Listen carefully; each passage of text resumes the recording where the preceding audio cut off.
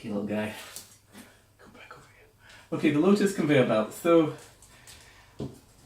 this is a version of the conveyor belt. It's a version of the Russian conveyor belt.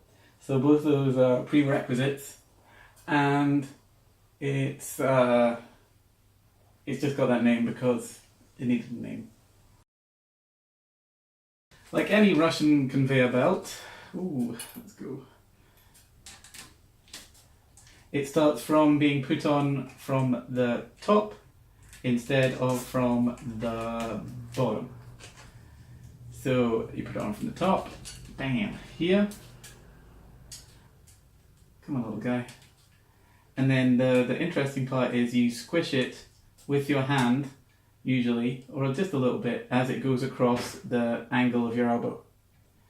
And then you do this little, this hand, the wrong hand is still on top, so you have to like squidge it round till you get to that position.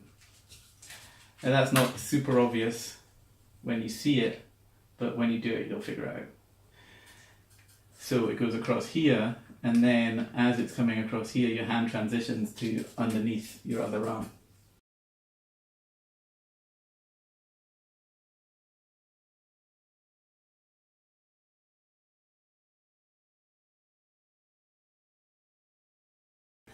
And that can be a bit confusing. It does also work with your hands the other way around, but I quite like the look of it this way around. So that's how it's going to go. And then it gets to here, and then we have to do the opposite. So now this hand is on top, but it's going to wrap over this elbow.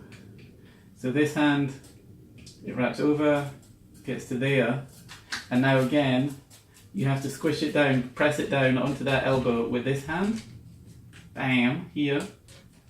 Oh man, I don't have enough fingers. Here. And then it's got to wrap on top of that hand again, instead of dropping off below like it would in a normal conveyor belt. And that's pretty much it. I know that seems complicated. It's a little complicated. Lila's going to try and help me out. So again, from on top, it goes around into that gap, and then off the top here on this other side.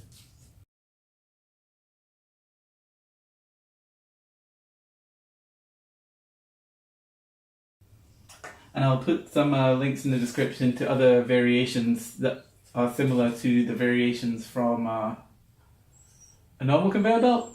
So you can do one with your hands together, and you can do pirouette versions as well.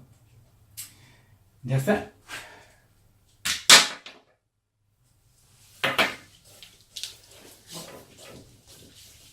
Hey, Lila!